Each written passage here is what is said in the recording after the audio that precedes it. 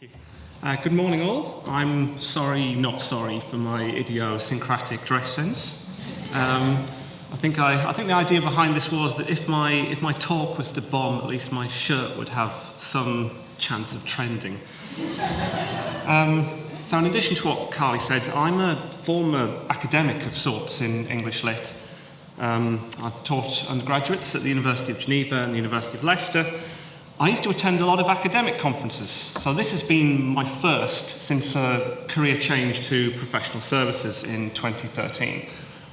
I think the quality has been phenomenal, and I do hope that the academics at your institutions recognise the work that you do to take their ideas and present them really well. Start with a couple of confessions.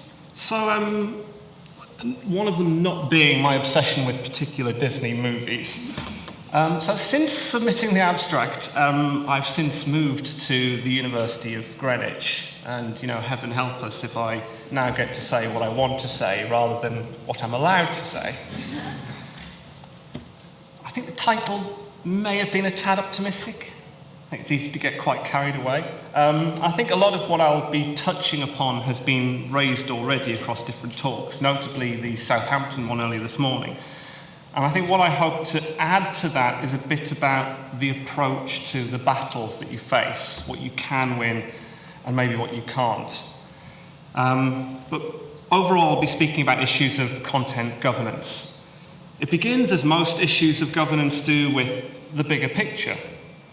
You need to know what your content is and have a sense of what your strategy is before you can attempt to govern content or understand how to govern it best. The project I'll be discussing is the new University of London website, london.ac.uk, which launched last year. I have a very short intro video which accompanied the launch. How should I study? Where should I study?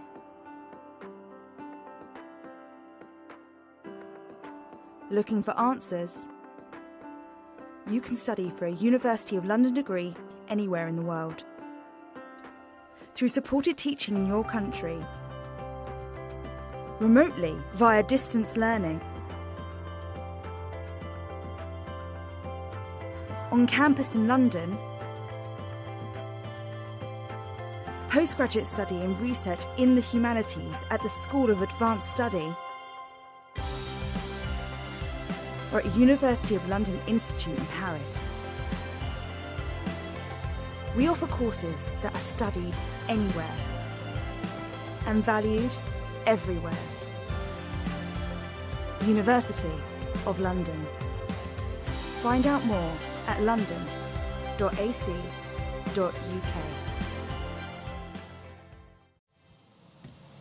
Bring on the Oscars.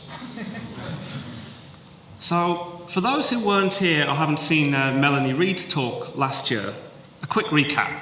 What was this new website intended to do? The answer: combine two former websites, the old london.ac.uk on the right-hand side and londoninternational.ac.uk on the left. So the London site was effectively a signposting directory and a governance board. The London International site was exclusively for the university's distance learning operation. We wanted to improve UX and SEO principles and create a fit-for-purpose, mobile-first website focused upon prospective students. Goals included improving user journeys, reducing minor inquiries, increasing conversions and application numbers. And this is the result. I have to admit, at first I didn't really like the idea. Why? Because London International, the distance learning operation, had a rare luxury that it only needed to concentrate on one thing: promoting courses. It didn't have to worry about research, or open days, or on-campus activities. So to introduce into that a load of London-based campus activity seemed to make everything more complicated. So how content was handled became all important, because this could easily become a site of two halves, and users could easily land on it and be thrown the wrong idea of what they're looking for. In order to grow, we first had to streamline. This, I think, is where we take a stand. That if the website is to target prospective students, the teams that specialize in this should be leading it. It's not uncommon, I don't think, for universities to undermine the expertise within marketing teams. Quite often, we're there to deliver other people's ideas, regardless of how feasible or not they are. Thankfully, the University of London's situation was such that it wasn't very difficult to make very easy strategic decisions. Speaking from the distance learning arm, where I was employed, we had around 400 pages of static or information-led content, including around 100 course pages. Over the last 2 days, I've realised that that really doesn't seem very much at all, compared to the figures I've heard. But still, that's 3 pages of additional information per course for an institution with no campus, accommodation, visas, or anything else to promote. And it was soon to share space with all the London-based on-campus activity once the sites were merged. It had to be compartmentalised, it had to be tidy. Tidy it was not. We had groups of vague categories, including our global reputation and community support and resources. We had closed loops that had users going round in circles. So this is where we embark on hands-off step 1. Qualitative audit, my guilty pleasure in life. Assess every page and determine its fate. Whether it needs to stay, whether it needs to go, move, adapt in some way.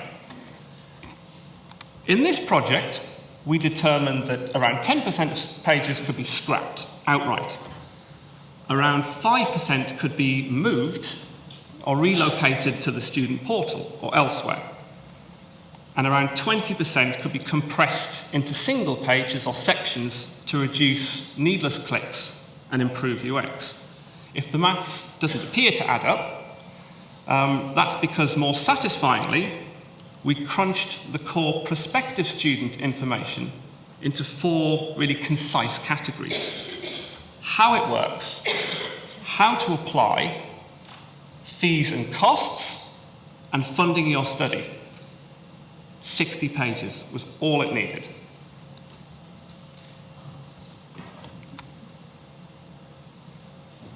Step 2, rewriting for purpose. So both of the websites that came together to form the new University of London site had a lot of contributors from departments across the university, a common theme, I think we can agree. Some of the issues that arose from this, as you may imagine, was inconsistency and something I term informational bias. Now, by informational bias, I mean that the content often reflects the work or objectives of the author's department rather than anything that's actually useful. So you had expressions such as examination diet, and my personal favourite, that great adjective, contribution towards the cost of study loans. That is another language to me, let alone a non-native speaker. So here is an example of informational bias in action. Assessment. So here, what's going on is that our governance team were getting lost in defining what assessment means, then explaining the principles of fairness policies that we have in place. Not sure students really care, I certainly didn't. Instead, they're asking 3 pointed questions. How am I assessed? Where am I assessed? When am I assessed? Much like this. So, what I was most keen to push was a strong rewriting exercise led by Writing for the Web principles. Copy needed to be brief, front-loaded, scannable, well signposted. The University of London receives a lot of small, generic, easily answered queries. It was my firm belief that we could reduce a fair percentage of those queries just through basic technique. Answer the main questions. For the old website, we received scholarship information in the style of a press release. Core details would quite literally be buried. We needed templates that identified immediately whether this award was relevant for a visitor, then answer the main questions in a glance. Am I eligible? What's this worth? How do I apply? The informational bias in this case was our bluster that distracted from the main questions. Then the plain English debate. So universities love to talk about plain English training. Now that's great. It's good for print, it's good for emails, it's good for operations, but I don't think it's enough for web. This colossal tome, which rivals Homer's Odyssey, is the entry requirements of one of the courses offered by distance learning. All 1,250 words of it. This was believed to be the route to clarity for students. This was the University of London's plain English approach. Here's the same in a quarter of that word count, achieving the same thing. That's the web writing approach, and that's a tough principle that we would not compromise on, which ties in neatly to culture shocks and buy-in. This, I think, is the pivotal stage of content governance. It doesn't matter what the intentions are, or the method, or the success. Matter of fact is you're less likely to make progress without selling the principles to the organisation and getting buy-in for it. So at least people see what you're trying to do and why you're trying to do it. You may have to put noses out of joint to make breakthroughs. It's one of the most common questions that prevails around digital culture. How do you get across your point to stakeholders that may not be as informed or that determine that they know better? Do you use diplomatic means or demanding ones? Well, my experience was that the arguments for change were quite easy, but that you've got to back yourself and provide shed loads of reasoning. I was saying the other day, it's like the Richter scale. If you can provide 10 reasons for doing something, that's many, many, many times more effective than providing just 5. It goes on an escalating scale. More important than this, however, instrumental to our progress was a web steering group. This met every week while the redevelopment project was in full swing. It was a space to voice concerns and issues with a group of digitally literate and invested people. Now, all departments were invited, not all of them showed, but what this did was it gave the group a soft mandate to make decisions in the best interests of the project and then carry them through. And it provided a united front to stand behind its decisions. What culture shocks did we bring about? At the University of London, split ownership of content created all manner of problems, which I'll touch upon shortly. It was a governance nightmare. Starting with a clean slate was the ideal way to implement best practice, which involved a lot of streamlining. But this encourages better behaviours. So current students were often relying on the website rather than using their portal or virtual learning environment. Staff were reliant on the website for all their informational needs. That's not what it's there for. And veering away from documents, it's one of my biggest bugbears. Everything had to have a document. And the terrible practice of linking between documents caused a colossal number of breakages once all the pathways changed overnight. So we strove to keep only those that had value as documents, either because of length or because of design. and aim to convert all of the rest into web pages. Now, interestingly, that, of all matters, is where management started to take notice. Documents.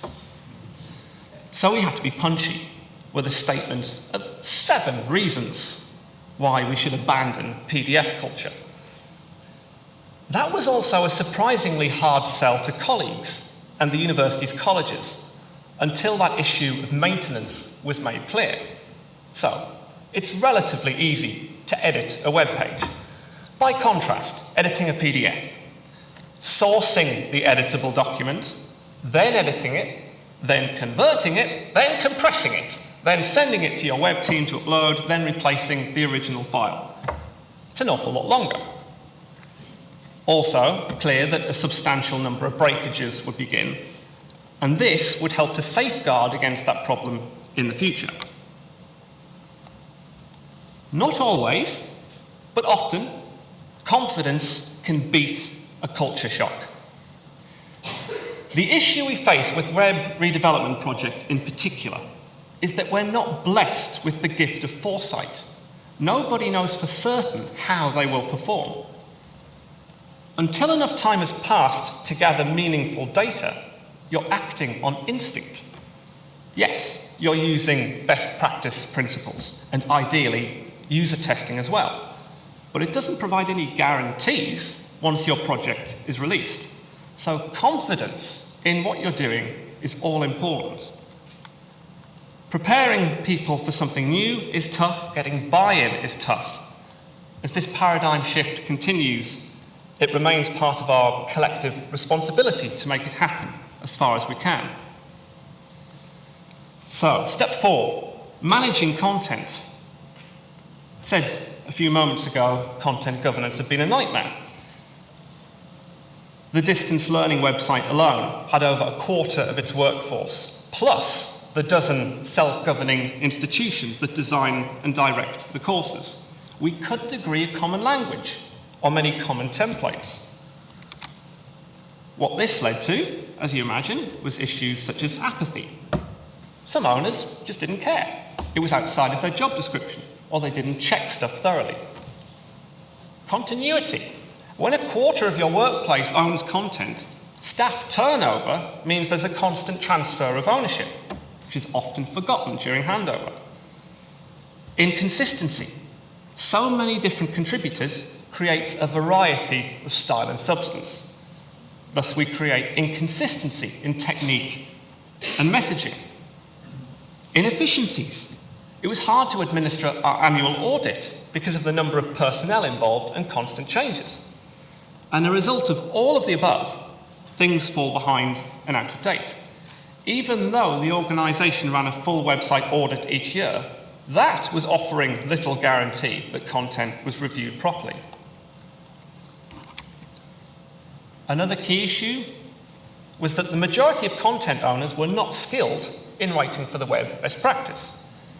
Many are trained in plain English, but I don't think that's enough. Many are drawn into informational bias, which is poor practice. The idea of arbitrary ownership was not working. It created barriers to change. So a major goal after the new website launched was to streamline content governance. The reduction in the number of pages meant that we could cut the number of page owners in half very easily. We also recommended that the content specialists who managed the project should remain editorial privilege. By this point, we'd earned the confidence to have that agreed. It was the last act before I jumped ship. So lesson 5. Now, it's not often that I turn to Sir Lord Sugar for inspiration. But he did once say on Series 5, Episode 2 of The Apprentice, that if there's a profitable venture, a couple of complaints could be accommodated. Yes, expect complaints. People can find new things tough. They can find modernisation tough. And the University of London, which is an old, established, prestigious brand was at risk of just becoming too old-fashioned for 21st century digital learners. So you'll inevitably hear the question, I don't know who's responsible for writing this page in this way. Another favourite, this doesn't work for me. That's probably because it wasn't designed or written for you. At the end of the day, there's no point in investing in a new website only to maintain the same practices that rendered the old one unfit for purpose. It takes some time for staff to get used to, and as we saw with the Lord of the Rings gifts earlier, you may not get the thanks for it. Content governance is often, I think, a thankless task and a thankless labour of love. That's why it's a pleasure to be here today to share with those who understand this challenge. It may seem like this has been a bit of an easy, straightforward ride here. Perhaps it was. So it's time for a curveball, a battle that could not be won. Battle of the Five Armies, maybe. The University of London is a federation of well-known self-governing colleges, including LSE, King's, UCL, Royal Holloway, Goldsmiths, Birkbeck. Each of these makes a contribution for membership, and there are things that they expect from that. One is the referral traffic they were used to getting from the london.ac.uk website. That had dropped quite markedly. So we thought, because the site was doing a good job, you can be victim of your own success. Equally, how users choose to respond can change. If they arrive at london.ac.uk and realise it's not LSE, they'll probably Google LSE. They'll not scour our website until they find it. But that didn't matter to some of the colleges. They see referrals go down, they expect us to restore that. So Top Brass asks us to find a way to increase outbound referral traffic because the colleges are the most important clients. We were asked to get people off our website.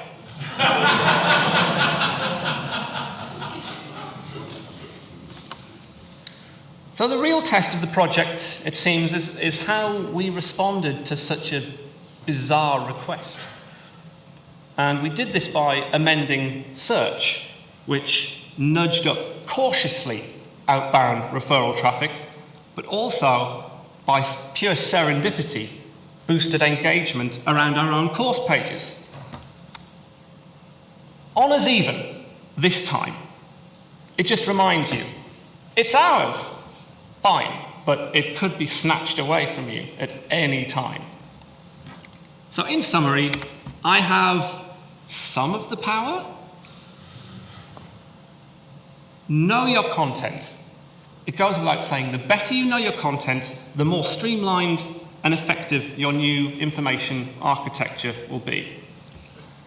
Anticipate the culture shocks.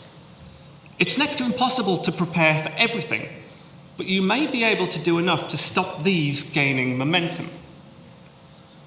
Demand writing for the web training, because even if staff aren't interested, it at least introduces them to the principles that are being followed.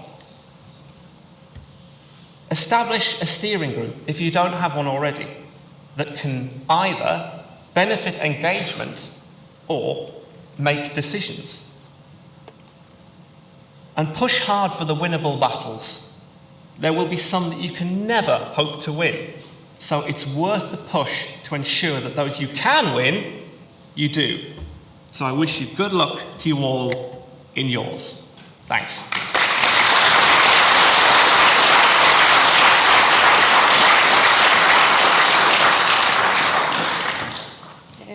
Another fantastic presentation. Has anyone got any questions? Hi, Jane from Birkbeck. Well done surviving the process, and thank you very much for the presentation, very interesting. I just had a question about your PDF policy, because I think probably every university is going to be up against a raft of files. How do you deal with things like, is your policy that you're actually not having PDFs anymore because you have concerns about it? In which case, how do you deal with things like regulations and stuff that actually can't be rewritten for the web? Okay, so the loose policy was retaining documents that had value as documents, either in terms of length, which regulations would fit, or in terms of documents that were professionally designed and had some value that way that couldn't be replicated on a web page. It's taken time to adapt, but what we tried to start doing was adding documents to the website audit spreadsheet as well, rather than just having the pages and assuming that any documents linked to within those pages would be maintained and monitored by the owner of that particular page. Often that information was provided from somebody else completely, so it was all being overlooked. And it seemed a good governance procedure that once these are web pages, we can assign them owners more easily and have them maintained and looked after. No formal policy as such. It was very much a demanding agreement that we put forward, and one that we were able to carry. I think if complications arose, we'd have to then look at a more exacting policy that determined exactly what could and couldn't fit into those descriptions. Thank you. I remember in 1999 or 2000, Andrew Erd, who was the web manager at Goldsmiths College and then moved on to King's College London, stood up, gave a presentation at one of the conferences. He has a policy that's going to go to the committees, no PDFs. He left shortly afterwards and was never seen again. I left shortly afterwards too. Although I'm not sure she'd see you again, no matter how far you ran. Sorry. I'm wondering, examination diet is one of my least favourite terms in the world as well. How far did you get in terms of killing off bizarre phrasing like that, and did you get resistance from the Latin-speaking people upstairs? Remarkably little. Notional study hours is another. I'd studied at 4 universities and worked at 3, and I'd never seen some of these phrases in use before. And I think it's a form of informational bias. It's a subconscious thing that comes through from either HEFCE regulations or other regulatory bodies, and it filters its way directly into the language that we use. But I found that just changing that to examination sessions or study hours and explaining more of the process, or putting in expectations in brackets, 12 to 14 hours per week, was an easy way to solve the problem. I think I was seeing some sound bites going through that from, I think, Paul's workshop yesterday, maybe, that you can push things and wait to see if people complain, sort of asking for forgiveness afterwards, rather than asking those questions and offering the opportunity for dissonance to come up. But more straightforward than you'd think.